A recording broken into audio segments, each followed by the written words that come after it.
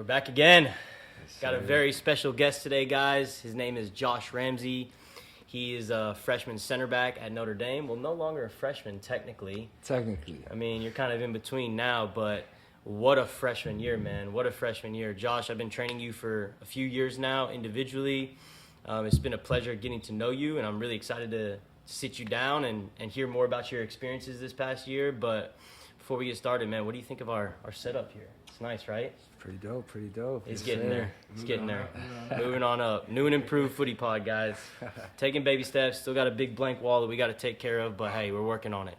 But Josh, why don't you just start by introducing yourself, telling everyone about kind of your background growing up, and then and then you can talk a little bit more about this past season and how that went for you guys. Yeah, for sure. I'm a local kid. Just spent most of my life here. Just had a normal childhood growing up, and then around 7th or 8th grade, things just really started to escalate for me in terms of like soccer and how committed I was to it.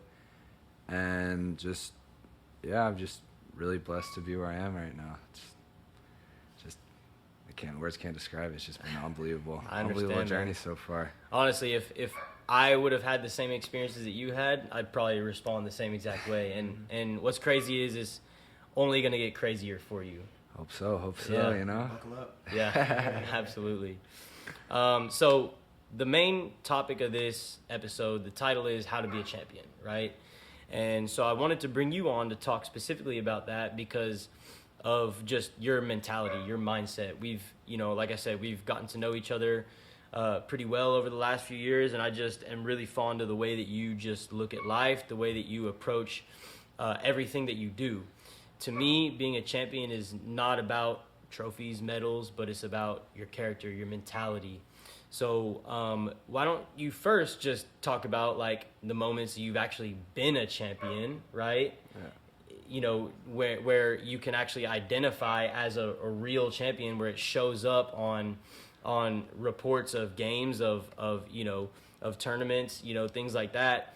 And then kind of, I guess, from there, how that has shaped who you are now. Yeah, I just feel like, like you said, being a champion isn't all about the trophies, but I think the trophies come whenever you do the things off the field that kind of shape you into that kind of caliber of player, whether it's a professional, college, high level, amateurs. But yeah, I commit myself fully to the game or to anything in life, really. I've just fell in love. Like, you just gotta be in love with the process, and I think that's a big thing for me. Is like, I can remember like we used to train twice a week, and then I talked to my mom. I said, "Hey, I need more of this. Yeah, like just can't get enough. Just got to become obsessed with the grind." And I just really think that's been a big part of who I am. I just feel like I might not be the best, but that's okay because I'm gonna get there. Yeah. Like, just having that self-belief that, hey, people may be better than me now, but down the road, if I work harder for a longer period of time, I'm eventually going to catch up and surpass people. So. Absolutely.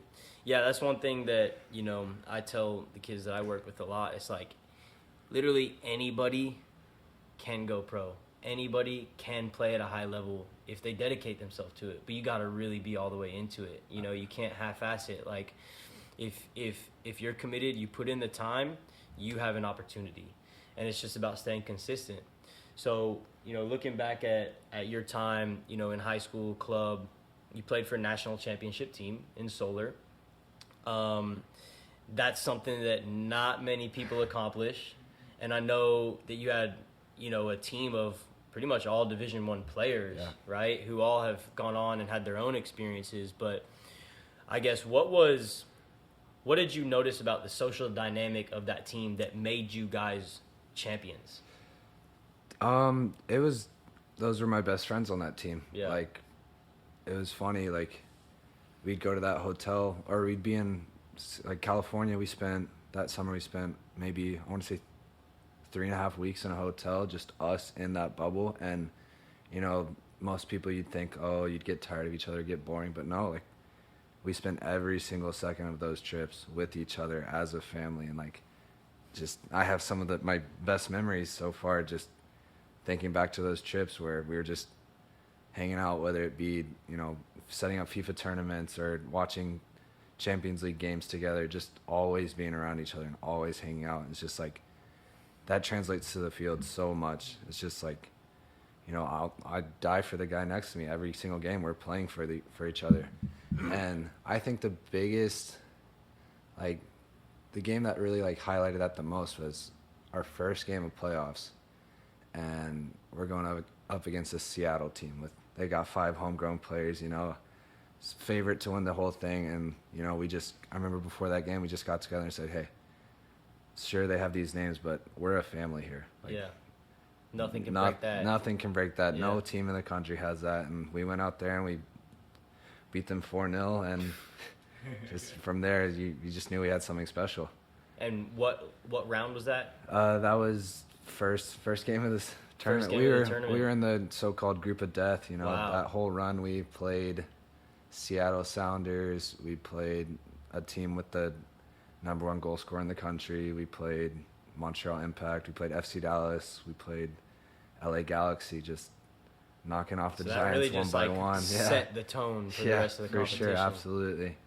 And just Now, before that game, did you guys like, obviously you had the family bond, like you believed in each other, right? But like, did you genuinely believe that you could go all the way? I think, you know, we were a new team. We came from 2 different teams within the Solar Club, and so starting off, we were kind of rocky, kind of butting heads. But like, I remember we lost a game, and after the game, we kind of sat there and like, hey guys, like, there's too much talent here. Like, we have something really special here. Like, we just got to get together. And So it came from the players. yeah, absolutely. Just everyone bought in, and that's just, I'll never forget that team ever. That's awesome. How would you compare it to the Notre Dame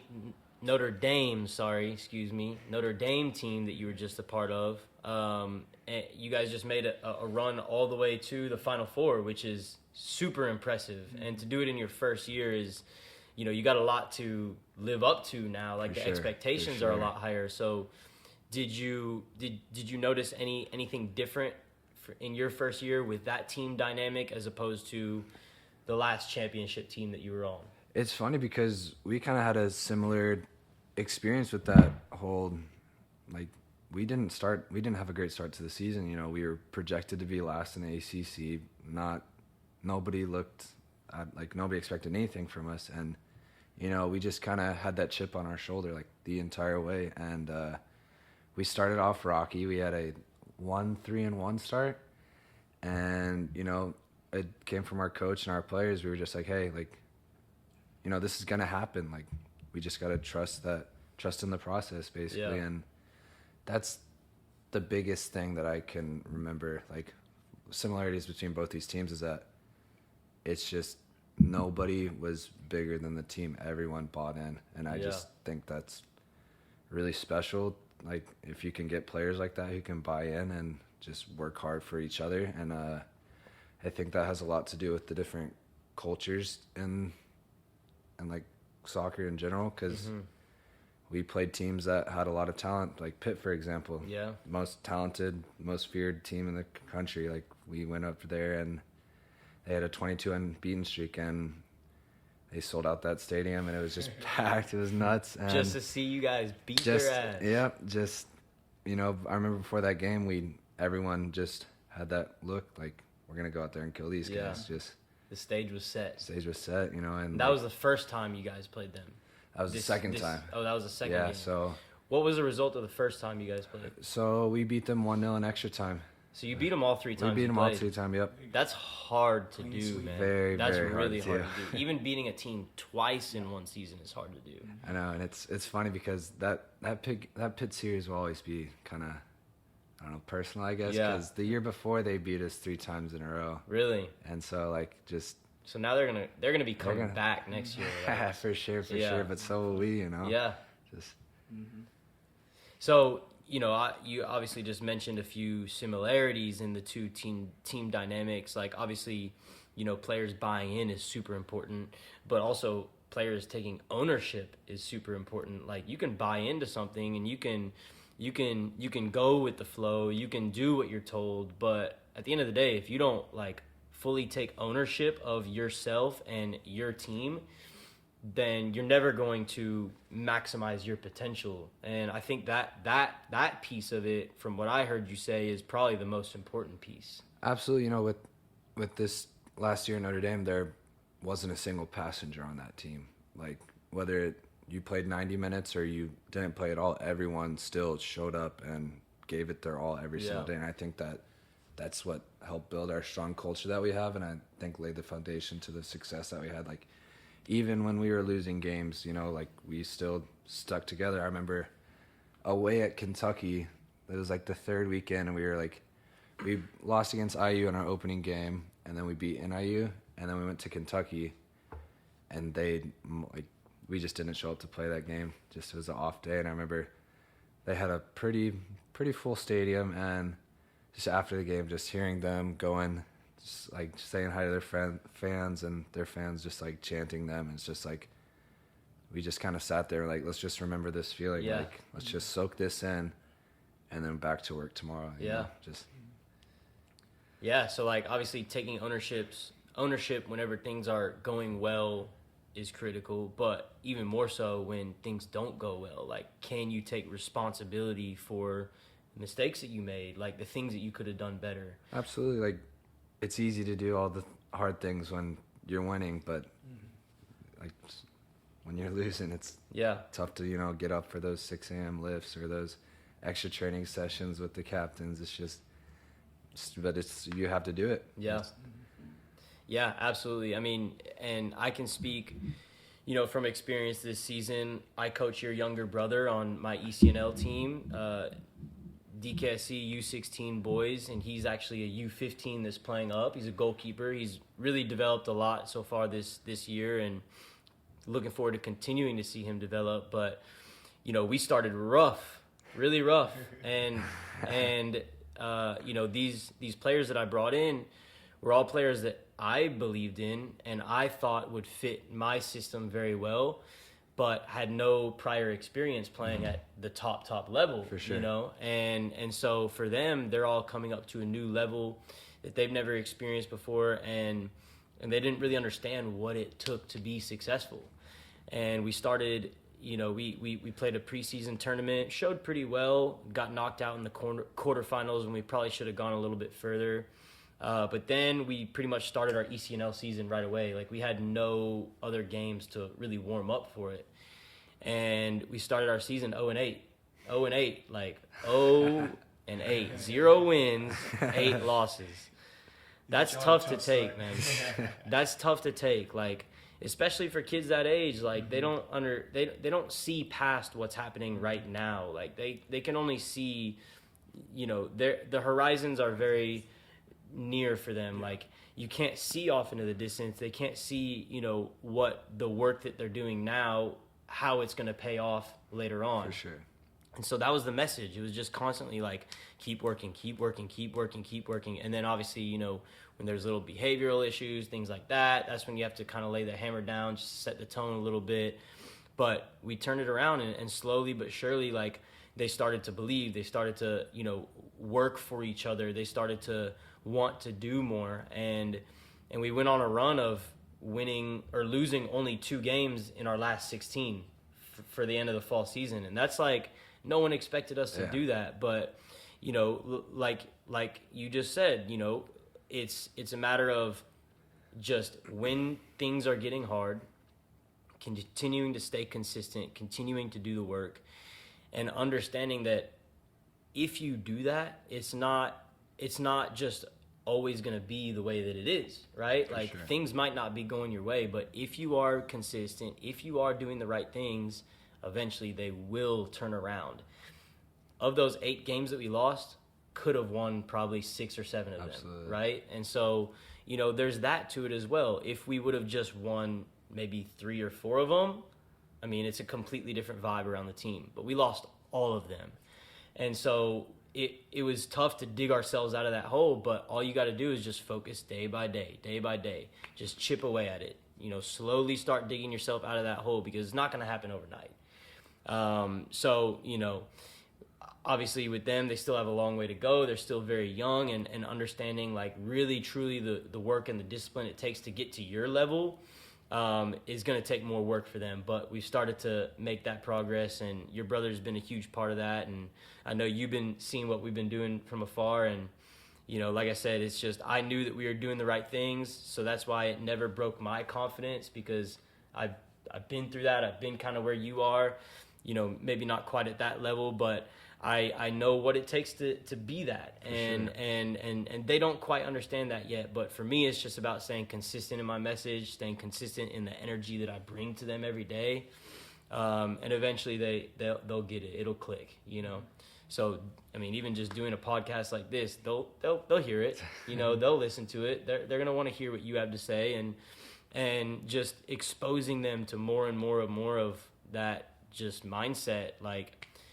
it's going to click in their heads at some point. Because, I think we've all heard of that championship mentality, and I think a lot of times it does come from going through those things, whether it's a start like Sean's team had, 0-8, or whether it's a start like you guys had, because that forces you to actually, like you said, you got to be aware. You got to know what was going wrong, what was going right, and then you got to kind of add those things into it. So in a sense, you learn a little bit about what it takes to avoid being on that losing side, as opposed to, say, you start off really strong, and then once it gets a little harder, you don't really know how to react. Yeah. So I think, honestly, like, Champions really built just from whether it's a struggle throughout a season. From the struggle, man. From the struggle. Could be a season, could be one game. Just depends on how you take it. That's where they're struggling right there. You know what it's like to be down in the bottom, so when you're on the top, you work just that extra harder, because you know what it's like to be down there, and that's not a place where you want to go back to. One of my favorite quotes is just, it's very simple. It's, without struggle, there's no progress. Absolutely. You literally have to struggle to then move forward. You have to go through adversity to get better. Just with that team, like, we played in a couple of tournaments towards the end of the fall season. We went to a final of it was the Texans Fall Fest. We just didn't show up to the final at all. Got smacked. I told them afterwards, like, pulled up their runners-up medals. I was like, y'all want this shit? Like, y'all really want this? So I was like, I don't want it. And they're like, no, we don't want that. We don't want that. I was like, all right, well, you're going to want to keep it for memories. But, like, put this up on your wall. And all I want you to think about is how you never want to receive one of those ever again. It's funny because, that's how I feel with all my college cup stuff. Yeah. It's cool to have, but also it's just burning in my back of my mind. Like, hey, I want to get back to that place. And Absolutely. I want to be the team that wins, because, like, when we're going into that game, I'm like, I'm going to give it my all, because at the end of the day, no one remembers the losers. Yeah. But it's just, that's just part of who I am, Like, people will say, oh, it's great that you made it that far. But to me, it's like, okay, it is, but I'm always striving for more. And, like, Absolutely. Even when I reach the highest of highs, like, I'm just thinking, what more can I do? What's the next level that I can reach? You should never be satisfied. Never, ever. And that was just, like, in that moment, it was a perfect example for me to, like, paint the picture of what we are truly trying to accomplish. And the very next weekend, we play in the Bobby Ryan Invitational, which is a big tournament, like, highly competitive. Dallas Cup qualifier. And we won it. We went all the way through, like, won all of our games. I think we drew one that didn't ultimately matter, because we were already qualified for the knockouts at that point. But that was part of our run of, only 2 losses in 16 games, like, and we qualified for Dallas Cup, and now they have the feeling like, hey, we are champions, and just, like, at that age, you can talk about it with them, and even just going back to our Footy Factory Academy days, like, we talked about it with them, but man, we never won anything, and it was just so frustrating. Like, it's really hard for us to stay positive with them, and us to continue encouraging them when, we're not getting the results, right? And so obviously, like, getting those results helps reinforce that message even more. So I'm really looking forward to when we come back. We're just playing futsal this winter. They're all doing their high school stuff, which I'm not really too fond of. But probably next year we're not going to let them play high school, because, we're missing out on a big opportunity. Like, Absolutely. gain a leg up on other competition. And so, with that said, I think futsal, even though training a little bit less, is going to help them. They're going to come back sharper, faster, just more technical and smarter as well. But I'm really looking forward to this spring and seeing how we can kind of compound the efforts that we saw in the fall. But moving to the next little question I have for you, what was like, as you rose up through the ranks of your career, like, you started in club, you managed to get yourself into better teams along the way. You ended up going and playing for San Antonio FC one summer, came back, played for FC Dallas. That was your last year before college, right? You spent some time with the US U20 team. Through those times, like, what was your typical daily routine as you rose through those ranks? Is there anything that you have continued to keep a part of your routine or have added on to your routine? Yeah, back when I was a Solar, I was still, attending normal high school. And, I did that for about a semester. And then I got the opportunity to go to San Antonio, and, I had to think about, I had to leave my family.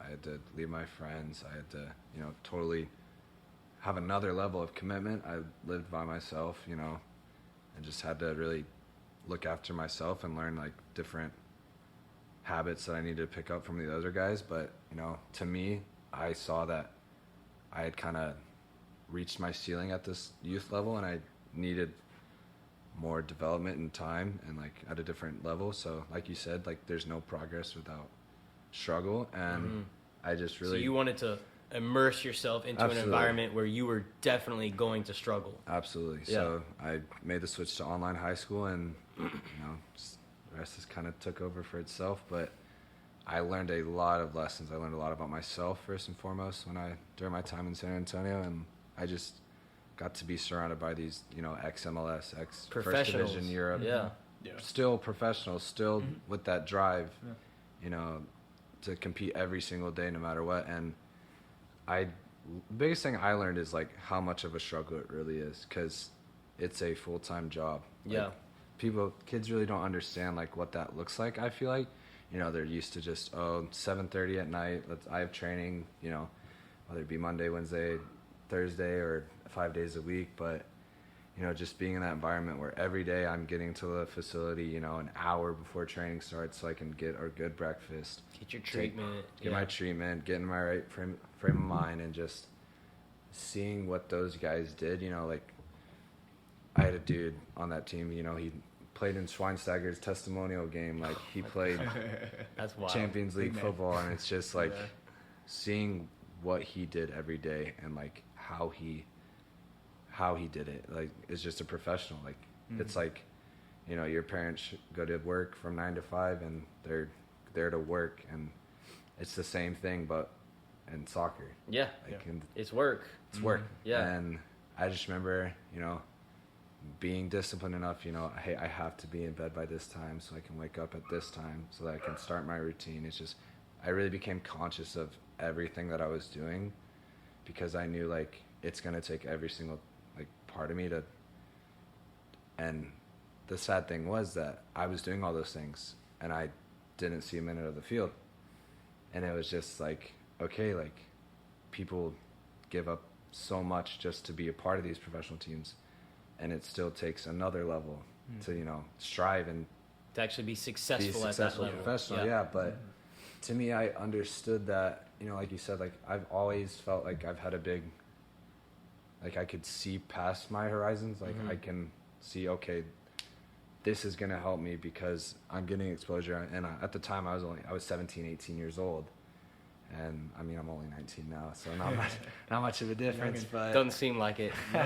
But to me, like, that, who I was as, like, first coming into that environment versus now, it's just a whole different person. And I really just couldn't be thankful enough for that opportunity. But just, seeing what it took, and, like, even though I wasn't playing at all, I still showed up every day with, hey, okay, I'm going to make them, like, notice me. I'm going to put in 100%.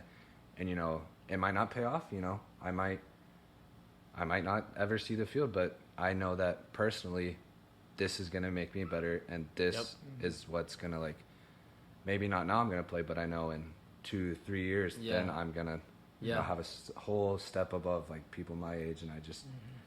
It's that compound effort. Yeah. That's all it is. Yeah, like, I just have a lot of self-belief and self-confidence because I know that I'm willing to do a lot of things that other kids aren't willing to do. So that's funny you say that because, like, I was talking to someone, you know, today about that. Like, just like I'm confident in myself. I have what I call quiet confidence, where I don't necessarily need to, like, tell people that. Yeah. But the reason I have that confidence in myself is because I know I'm doing the right work all the time, and I trust the work that I do. And so if I just continue to stay consistent in it, then I'm always going to be putting my best foot forward. I'm always going to present the best version of myself. And how can you not be confident when you know you're doing that? That's one of my favorite quotes is hard work beats talent when talent doesn't work hard, because it's just true. Like, hard work works. It's just kind of, you know, I remember growing up and I just saw these kids that were already getting, like, professional contracts at 15, 16, and I, like, thought to myself, man, like, I really want that. So, like, I just knew that, you know, I took a step back and I said, hey, am I good enough?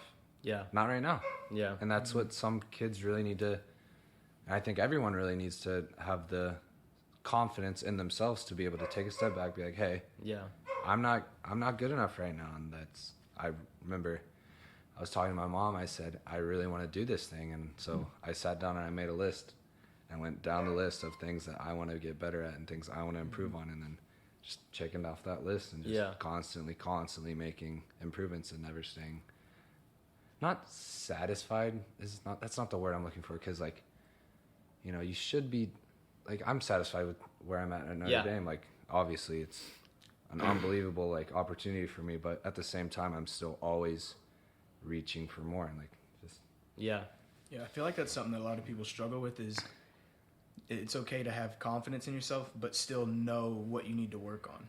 Sometimes you find people that are just so confident in their strengths that they don't like you said, they don't take a step back to look at the weaknesses, and it's like, hey, if you just rely on that, at some point those weaknesses are going to get exposed, whether it's at the college level or the pro level, or even in life. Like with anything. Friends, family. Just always gotta take a look back, because, I mean, you can always be a better version of yourself. Absolutely. Always. Self-awareness is where it starts at the end of the day, and you're someone that is very self-aware. Every environment that you've stepped into, you've gone into it with an open mind, ready to just adapt and be flexible, and that's where you're able to really, like, pick up on the things that either confirm that, hey, you are doing the right things, or open your mind to a new way of doing things. And that's something that I really like about you. So, you know, as you've gone up through those levels, I'm going to ask this question kind of again in a different way, but what differences have you had to make in your daily routine to get the most out of yourself? Yeah, you know, being at the highest level, you know, you get to see people that are doing the right things, but you also see the people doing the wrong things and kind of cheating themselves almost. And, like, just, I realized, like, you know, I'm a big FIFA player, and I would stay up all night playing FIFA, and then I just realized, like, hey, like, I gotta cut this out, you know, like, I gotta make sacrifices because it's just a waste of time. Exactly. But I would say for a soccer player, if there's any way that you're going to waste time, that would probably be the best way to waste it, you know, because it is still kind of playing the game in your mind. But, totally, like, you could be doing something more productive. Just being conscious of every single thing that's, you know, my body's my tool that I'm going to use. Yeah. And it's going to, you know, I'm looking to make money off of it, whether that's through scholarship or professional career. It's like, what can I do to optimize my performance on the field? And that was, you know, I had to really make some serious changes. I started making my own meals. Like, my mom yells at me all the time, but she'll make her dinner, and I'll make she'll make dinner for the family. What's your go-to? You know, I'm a big chicken, rice, and You can't go vegetables wrong guy. with that. You can't go wrong with Man, if I that. tried that in my house, my mom would have thrown that. Take it the wrong Boy, way. you're gonna eat what I give you. Nah, I'm gonna eat but this. that's, I mean, my mom is, you know, she's done so much to me, and Yeah, she yeah. kind of understands what I'm trying to do, and Yeah. she'll do anything to like help Yeah. me. So like For she's sure. kind of taking a step back. Like, okay, like I see what you're trying to do. Like, let me help you, and you know, like she helps me buy groceries and just set up meals. And it's funny, like I was like in college, like sleep was a big thing for me. So she went with me. We ordered a big sound machine, a Oh, big nice. like got all like my sleep kit that I use. Yeah. Just So what's like your normal wake up time? I like to wake up at like 7:30. Okay. Just That's a good to- time to wake up. You need the sleep. Like I've tried to you know get myself into the habit of like waking up at 5, 6 a.m. Yeah, but but- I just can't do it, man. Like I Sleep's need my important, sleep. Yeah. And Yeah. like I'll go to bed at like 10:30, wake up at 7:30, and just ready to attack each day. And kind of, I like to use that time to just kind of think to myself, okay, today's a new day. What do I want to do with today? So Yeah. just that alone time, I think, is very, very important for me. For sure, yeah. I know when we spoke kind of before we, you know, made the outline for the podcast and started to plan for it, just to kind of like touch base, you'd mentioned that was something that you really struggled with at first, like, you know, kind of just dealing with things on your own out in Yeah. college, like, you know, when you were in San Antonio, you were on your own a little bit, but I know that your family still came to be with Absolutely, you yeah, quite a bit, sure. and so maybe it wasn't quite the same thing, but you know, at Notre Dame, like you're on your own, Yeah. you know. So No one's waking me up in the morning telling Yeah. me to, you know, eat breakfast, do all this. It just comes from within, and like I honestly view myself as someone with a lot of self-discipline because I know like what I want to do. Like I have goals that, you know, I'm not gonna let anyone else tell me like no, right, kind of. And I just think that it's important for like kids to like start self-discipline at a young age. You know, like don't rely on your mom to tell you to go to practice, because it's funny, we're having that struggle with my brother right now. It's like he's like, oh, I don't want to go to practice Yeah. and stuff like that, and I feel like that's a common like thing. Like, Oh, yeah. of course, like everyone it's- gets to that point. yeah, where, like soccer's fun, but Yeah. you know, there's some times where you're just like, oh, I'm tired. Like how can I do? Like, Yeah. you just don't want to go, but. and that's where the love like Well, yeah. takes over, the passion takes over. I like, just think about those days, like even on days like yesterday, I could barely move. I was stiff, but like I was like, you know what, like got to get something out of I this. got it. Yeah, like Yeah, I'm only gonna have this 2-hour session once. Yeah. Like, Yeah. I can either waste it away or I can, you know, get something out of it. yeah. I think what you said there was big about having the self-awareness early, because I feel like a lot of times with players going to college, that's really when you see them fall off. Yeah, it can go one of two Yeah, ways. it's You one know, of two like, ways, because I mean, depending on like, you know, who you hang out with in high school Absolutely. or what extracurricular activities you do, you get to college and then it hits you. you have the where- freedom to choose. Yeah, you have the freedom to do whatever you want. No one's looking over your shoulder. So then you start to kind of think about, oh, well, maybe I can sacrifice sleep here to go hang out with my friends, or sleep Yeah. here to go to this party. And a lot of A lot of people players get in college, sucked into Yeah. I mean, it is college. Like you want to Yeah. have a good, like You you want wanna to have enjoy yourself, but you also like I hung out with people, but I also like Sit down. while people were staying out till like Right now. 2, you know, I'd stay out till like 10:30 and then Yeah. be like, okay, guys, like I got to go to bed, you know. And I just really think that's a huge part of the game that people really kind of underlook, is that like gaining self-reliability at a young age just Yeah. really, really can make or break a player, because 100%. Ownership just goes back to that, you know. It's just like, do you want it or not? Like, Absolutely. what are you gonna do differently from everyone else to separate yourself? And if everyone else is, you know, skipping practice or not, you know, putting their full attention and intent into what they're doing, and you're doing the same thing, well, guess what? Y'all are staying the same, Yeah, you know. for sure. And if you guys are both at practice, but you're giving your best and they're someone just else going is through not, the motions. Just you just close the gap a little bit if they're ahead of you, And or it's you not like open a- the gap a little bit if Exactly. they're behind you. It's you know? not like a day by day thing. It's like over time. Over time, then it you adds start, up. Like it's not just one session. You know, you see this guy's so much better. It's just that constantly. You know, he might be here, and it's just gonna slowly kind of separate yourself. Just Compounded effort. for That's sure. all it is. So we talked about a little bit about like self-awareness and stuff. You know, that's something that I feel like I've always had, and I don't know where it came from, but do you know where yours came from? It's funny because I really think it's just I'm a product of my environment. Like I've known that I've wanted to be a professional for a long time, but I've had my parents, my coaches have always known that I want that too. So they've just kind of like steered me like, hey, this is what it's going to take. You know, do you like, this is reality. Like, do you want to really do this? Because if you do, like, these are the certain things, like, Yeah.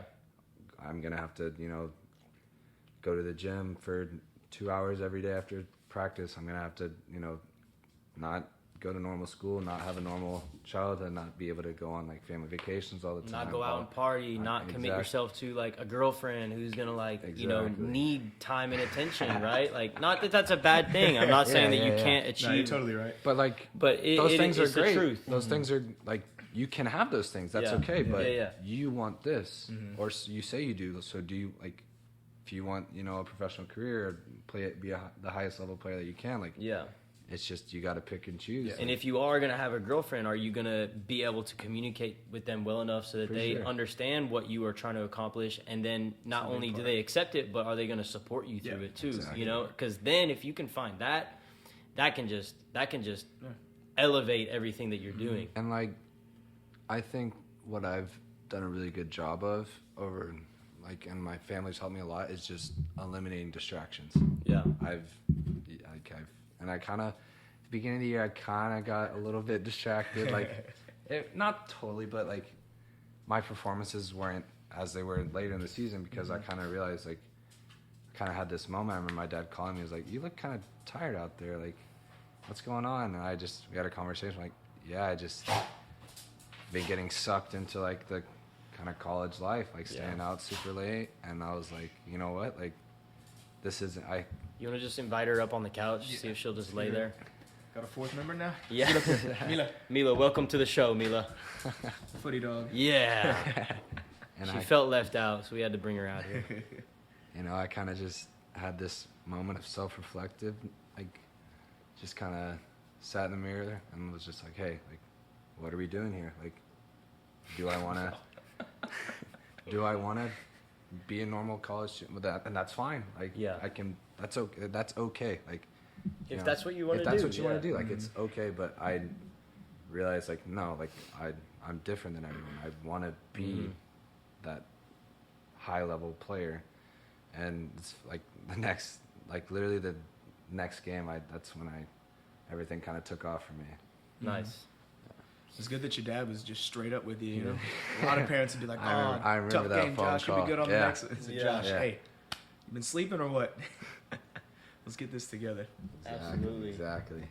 I think that's where I feel kind of lucky to be where I am because I have that foundation. I have that relationship with my parents where they can, you know, they tell me how it is, like it is. Yeah. Like, they're not sugarcoating anything, and like, that's just no one in my life. I feel like so far, like, growing up through my development, is like they've always told me how it was because I feel like they've had belief in me and they've seen like how committed I am to the game.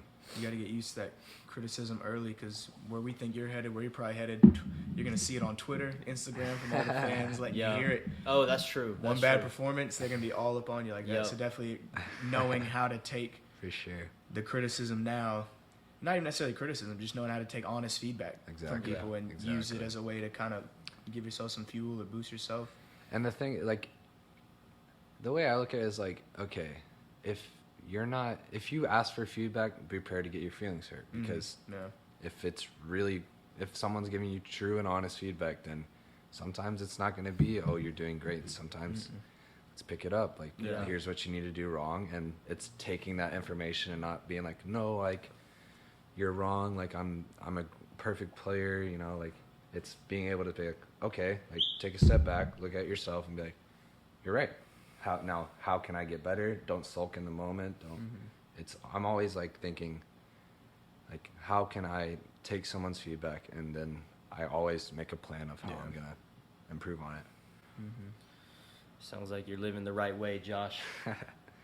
So, you know, just a couple thoughts that I had from what we've talked about so far. You've talked about kind of your past winning experiences. We've gotten into now actually what it takes to be a winner. And the main thing is, like, results, like, they come from the preparation. Absolutely. You know what I mean? Like we talked about, you know, your routines before, and those routines, those winning routines, are the building blocks of success. That is what makes you a champion. Like I said earlier in the episode, it's not trophies, it's not medals that make you a champion. It's who you are, what's inside of you, you know? You know, winners have to be fluid. They have to be flexible. They have to adapt to certain situations. They have to be open-minded and self-aware. And you know, the main thing is, like, they make sure that their progress always is going forward. They never quit. They never quit. So how did you adapt to each level that you grew? And then what was the main thing that you had to adapt to, or the hardest thing that you had to adapt to once you got to Notre Dame? Yeah, just I feel like no matter what team I'm on or what level I'm playing at, I'm always going to be a sponge. Like, that was my thing this year, was I'm going to learn so much. I'm going to become such a different player, because I'm going into a new team with people from a bunch of different backgrounds, different playing styles, different coaches, different philosophies. And I just wanted to use that. Some people may be intimidated by that, but me, I looked at it like, okay, I'm only going to get better by doing this. Like, and that same kind of thing with San Antonio. Was like, I wasn't sure. Like, people that there didn't speak, like, we didn't speak the same language, but still I was able to see, like, through their actions on the field and them, you know, because football is a universal language. It is. So, like, I just was able to just soak in so much information, like, even game to game, and watching, like, that's a big thing this year that, like, I really enjoyed, was the amount of film we watched, because it allowed you to look at the game, because, like, you play a game and, like, you think, like, oh, I did the right pass every time, like, oh, you know, I completed a pass, that's my job. But looking back at film, you can see, oh, I completed the pass, but also I could have looked for this, or, you know, I was in this position defending when I could have been in this one to cut out this pass. And I just want to be a sponge, and kind of, like, I think that's what kids have to realize, is that, you know, you don't know everything as a footballer. You will never know anything. And no matter how good you think you are, you can always be better. And, you know, sometimes you might not think a coach or a teammate has, like, a understanding, or maybe have different kind of ideologies of, like, different things about the game, but you can always, instead of being, like, blocking that out and be like, no, you don't know what you're talking about, kind of take it in and really, like, see, like, okay, like, let me hear what you have to say. Maybe I can add on to the way I see things. Yeah, I mean, through our experiences, we develop our level of perception.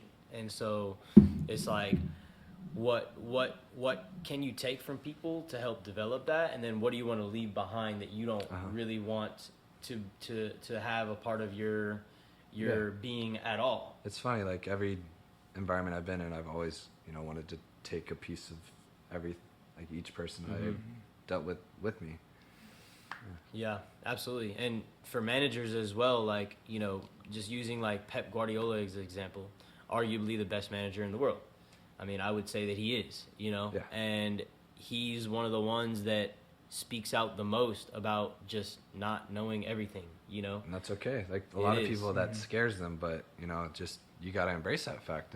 And like, if you're insecure about yourself, then you're not going to admit those things either. But he's very confident in himself, and he's not afraid to admit when he's done something wrong, or when he doesn't know something, or when he wants to learn something more, you know, and that applies to anything that you do as a player, as a manager, as, you know, I don't know, a lawyer, a doctor, like anything that you do, like you have to have that open mind and just always be wanting to learn and get more information. And that's something I think I kind of struggled with when I moved to San Antonio, because, you know, part of me, like, I was excited, but another part of me, I was like, oh crap, like, am I good enough? Like, is that, like, I was just afraid that, you know, like, that constant back in my mind, like, oh my God, these guys are at such a higher level than me. Yeah. But I wish I could have been like, you know, just not been afraid, and really, like, I belong there. Like, Yeah. I belong. And so I'm going to use this opportunity. I wish I would have asked more questions, like, with the head coaching staff rather than just the players, because with the players, you know, they're gonna like have your back, but like the coaching, like the assistant coaches, like, What kind of questions would you have asked? just like, I should have asked for more. I was afraid to ask for feedback because I wasn't confident yet, and I was afraid of what they were going to tell me, and so I kind of just shoved it to the side, and like it was kind of the elephant in the room that like I never really wanted to address, and I just really wish that I would have done that more Just often. put it out in the Yeah, open. because like, what's the worst thing they're going to tell you is the truth, and what you can do so many things with the feedback that they give you. Yeah, For sure. absolutely. Yeah, I think a lot of players are afraid of asking those questions. That's one main thing that I'm trying to establish with the players on my team, is like, they're under 16 now. So this is the first year where it's like, your career is in your hands. Yeah, absolutely. You don't have your Yeah. parents aren't going to do this for you anymore, and some of them are still being kind of Like, babied by their Mom, parents. can you call my coach and ask? Can you call my coach? Can you- Like, yeah, you know, yeah. this and that. And I mean, I've made it very clear, like, I'm not going to have discussions with parents about that. The players need to come up and talk to me, and I'll be completely open with them. Like, I always have their best interest in mind. I'm trying to help them. I'm trying to help them, but I'm also trying to help the team. And so that's what kids need to understand, is that like 100% of the time the coach just wants the best for the player. And I think that sometimes players create this false narrative in their head that the coach is against them. Yeah, exactly. And you know, like, that's never the case. Yeah. I think sometimes that can even come from the parent too. Yeah, Absolutely. It's like, if the kid might know what he's doing at practice, he knows what he's doing off the field, and sometimes the parent's just oblivious to it. Yeah. And it comes back to, like you said, you had the right support system around you. Yeah. I know the best parents that I dealt with when I was coaching, that you dealt with, are the ones that were just honest. It was like, hey, I know my kid's not playing a lot. What can he do? What can he do? Can he get extra Yeah. sessions? Can he do this? Can he do and that? it's not. But even then, it should come, like, It okay, should- at the it should level that come we were from at the- before Yeah, with yeah. the kids, like, that's Yeah, yeah. different. You know, the parents are a little bit, need to be a little bit more, take a little bit more ownership of that situation. But at this level, Yeah, like, at this level. they need to needs to come from learn the kid. how to communicate. Yeah.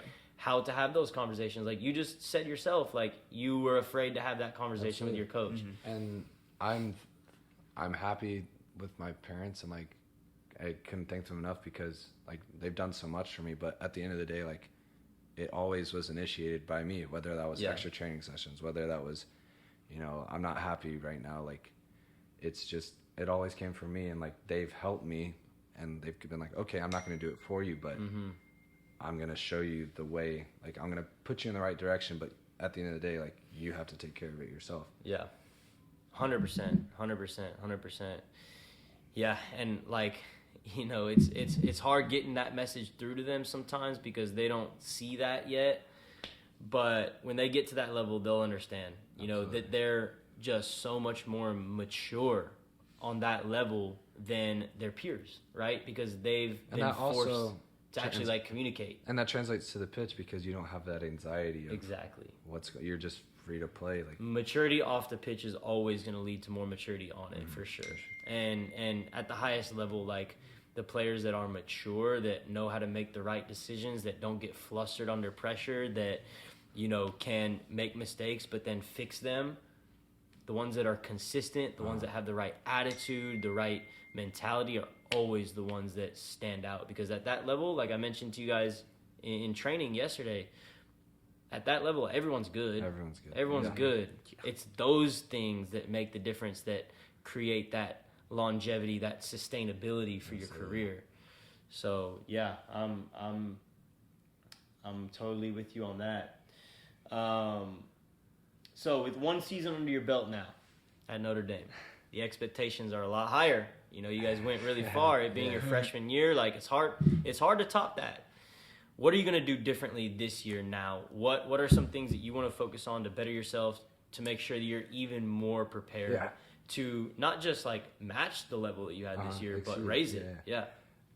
It's funny, like I've had this kind of going in, like in my mind, in the back of my head the whole season. It was like, okay, freshman year is going to be about like just learning and just learning from every single experience, whether that be in the classroom, you know, like what's happening, like getting used to the college, like college education, like the schooling is completely different, but like it was about not kind of being a passenger, but soaking it all in.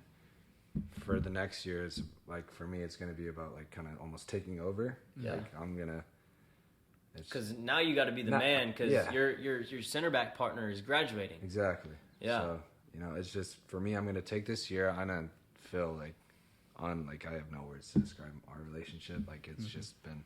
I've learned so much from that guy about just leadership and, you know, being a good leader on and off the field. And I'm so thankful that, you know, he was there, but I feel like the timing's kind of lined itself up to where, like, okay, like, he's helped me to get me here, and now I'm, like, I'm almost, like, now it's kind of, like, time for me to spread my wings kind of thing. Mm-hmm. And I just feel like this next year is about really, you know, establishing myself as one of the best defenders in the country, not just in my age group, but in all of college soccer. And I really think that's going to, like, this off season's, a lot of people have been like saying, oh, like now we get to have fun and enjoy ourselves and like not kind of like take a little break. But you know, it's funny, like I came home after winter break and I was like, okay, I'm gonna take a couple days off, and like that was the worst couple of days I've had in my life. But you were just fiending I was just for more. fiending to get right back into it. And I just really think that this next year like is gonna be a lot better than this freshman year was. Yeah. That's hard to believe, but you know, I'm excited to go back and like really just I've made a list of things that I really want to work on and things I want to add to my repertoire in the game, and I can't wait to get back and just get grinding again. For, you know, a season starts in August, but it starts now. Really, it starts right now. Oh yeah, never ends. Yeah, I mean, you know, like team results are obviously super important. There's nothing more satisfying than the team winning championships. Like, you can get all the individual accolades you want, but it's never gonna feel as good as a team being successful. Like, if the team succeeds, then the individual succeeds, and like that was exactly.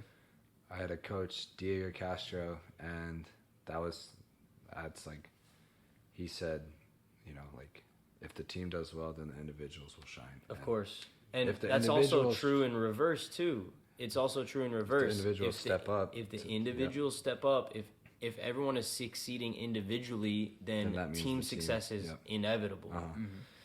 And that has a lot to do with like the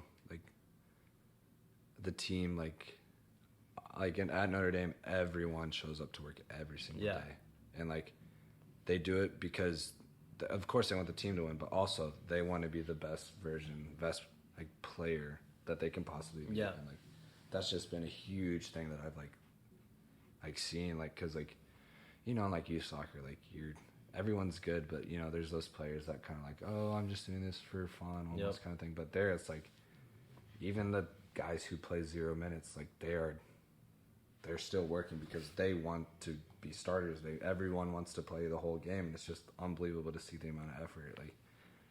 Like you can't take a day off or else like. And is that mentality right there? If you have that mentality, you literally cannot lose. You can't lose. Yeah. You can't. Like champions, real champions, they never lose. Sometimes the results might not go in their favor, but that doesn't mean they're losing, like right? Against Clemson, like in that locker room, like it wasn't that, like everyone was sad, of course, but in that locker room there was a feeling of, you know, like it's our coach said it. He's like, great that we've made it this far. Like, it's an unbelievable season, but I know each and every one of you are looking for more, and I know that we're gonna come back in the spring and be even more committed to just reaching that level again and then surpassing it. Absolutely. I mean, the main thing is like champions, real champions, just always find a way to get it done. Failure is never fatal. You know, when champions fail, it actually brings them closer to success. It's that they use to learn and to grow from each experience, whether it be positive or negative. You know what I mean? So like when I say champions never lose, obviously like you lose on the scoreboard sometimes, everyone does, but how are you going to use that experience to then develop and grow from it, you know? So, you know, with that said, with that in mind, like what are the main sacrifices that you made to get to where you are now? You know, like I said, like up until about like 7th or 8th grade, like I was a normal kid, you know, I did normal kid stuff, but then I just I'd find myself like out hanging out with friends, but like in reality, like I just felt something, like I just was like, I don't really fit here. Yeah. And that's okay. Like I understood that, and I realized like I just want to do everything that I can to, you know, be the best player that I can. Like I'm obsessed with this game, and it's just like it's like caused me a lot to like miss out on stuff, like missing like family events, not being able to, you know, hang out with your friends every day, not seeing people for 3 years and then finally see them again just because like I'm so busy. And I embrace that busyness, and I embrace that feeling of, oh, you know, I like every time I think to myself like, oh, I wish I could go to this, I remember, but I can't because I'm working towards this.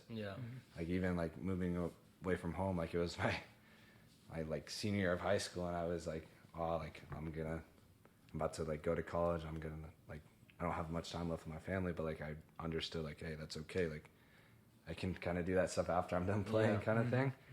But yeah, just always putting soccer first is what I've kind of done in my life. Yeah, I mean, right there is like, it's like a good example of like you're making a sacrifice, you're losing something, but you're actually gaining something from that. It's an addition by subtraction. Exactly. That's super important to be successful, again, at anything that you do. Like in my case, like I chose like the sacrifice that I made, but you can also, if you don't want to sacrifice, then that's okay. Like like it's okay. But what is it that you want? What's the end goal? It's that like the way I be clear about that. Every single thing I do, I put 100% effort into, and like if I'm gonna play soccer, then I'm gonna play soccer. Like, I'm gonna put my all into it. Yeah, for sure. What kind of personal success habits have you developed along the way? Like, what's one or two things that you do basically every single day or almost every day that you didn't used to do that you know that helps you be a better version of you? Yeah, I spend a lot of time alone, and I'm comfortable. Like like in the morning, like I have my phone off. Like, that's good. I will not be on my phone, just kind of like, and at night, like morning and nights, there's no phone. Like I put it up, and then I just have some time to myself and just think about like, kind of go through in my head, like, okay, like I have these goals. Did I do what I did today get me closer to my goals than yesterday? Reflection at night, and then kind of a preview I'm just in like, the morning. Okay, I'm going to do this. I'm going to go work, go train, then I'm going to go do this. I kind of like, in the mornings, I also like just kind of just spend some alone time and like kind of almost self-reflect almost like, okay, like I'm thankful for that I have this. Like sometimes I do like stop and I look at my success because I feel like I have to, because if not, I'm just going to be down this constant snowball of just gotta do this, and then it's going to be over. Yeah. And then I'm not going to ever have that true satisfaction where like, it's like we have our psychologist that we work with at Notre Dame, and our big thing he's taught me is like, he always says, be present in the moment. Yeah. Like just be where you are right now. And just like, and that's the whole thing that like through our playoff run, I was just like, okay, this is special. Like even like after the game against Clemson, I was like, okay, like that was unbelievable. Yeah. But at the same time, wanting more. It's I figured out what I wanted to say. It was you can be satisfied but not complacent. Yeah. That's what I Yep. really believe. Yeah. Yeah, definitely. I mean, yeah, those are two very different things. And I love, you know, that habit that you've established. That's something that I've worked hard to, like, well, I haven't worked super hard at it because I still haven't developed that habit yet. But, like, it's something that I have thought about, I've tried to do, because I really don't like being on my phone. But, you know, like, I'm just, like, super busy all the time. I wake up to things that I have to, like, address right away. And so it can be hard to, like, just, you know, make that distinction and separate the two and just focus on just you know, being with myself. Because when you are on your phone, whether you know it or not, you're actually with the whole world. Yeah. Mm-hmm. And when you're with the whole world, you're influenced by all of their opinions, all of the things that they're doing. And so that affects your mentality. That affects what you do day to day. And if you can just, like, block the rest of the world out and just focus on being with yourself a little bit, it just gives you more clarity of purpose, and it allows you to then, like, act on it, you know? So I love it. That's a really good one. I've also started this kind of new thing. Like, I just kind of sometimes do nothing. Yeah. Like, I've really enjoyed doing nothing. Yeah. And I like nothing. You mean like not watching TV, not watching, on your phone? I listen to music, like, when I do. Okay. I just, like, kind of listen to music, and I just kind of just chill and just relax. Like, I added that to my nighttime routine where right before I go to bed, I kind of just turn on my LED lights. Yeah. Turn off all the lighes. And just play some music. Yeah, just chill out and just think about nothing sometimes. Yeah. I know the world wants to know, what are we listening to? We're vibing. Some death metal before bed. I'm listening to a lot of, like, some WizKid. There you go. Just kind of, like, chill vibe. The island vibes. Exactly. Nah, just because I have a lot going on, and I understand, like, it's important sometimes to just take my foot off the gas. And it's not like a week or anything, or like a couple days. It's like just like 15 minutes before bed, just kind of do nothing. That's all you need. Just That's all you need. Recharge my battery, then go to sleep, and then the next day just back at it again. Yeah. Back at it again. So what have been your biggest challenges along the way, and how have you overcome them?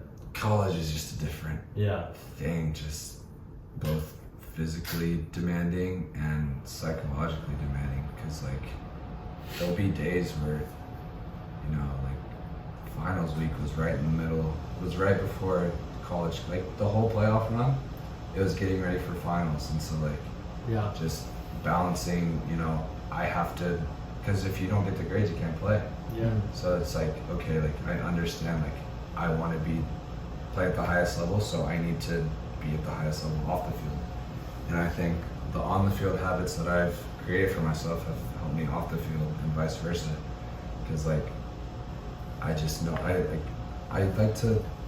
like to say one of my best qualities is that, like, I have a very good will, and, like, nothing's, like, if I need to do something, I will do it. Like, I'll make sure to get it done, like, no matter what. And just, you know, realizing that, hey, like, it's not like it's not like high school where, like, oh, I missed this assignment, can I turn it in a couple of days late? It's like, if you miss the assignment, like, sorry. Tough love. Like, tough love. And, like, being on the road and stuff, like, I was still responsible for the material that we learned in that class that day, so it was just constantly, like, I had to study for the first time, I had to do homework for the first time, I had study hall, like, just those different things that they don't tell you much about. Like, people don't really get to understand, like, the sacrifices and time the effort that goes into being a student athlete, because you're expected to hold two very, very high standards in two very different parts of your life.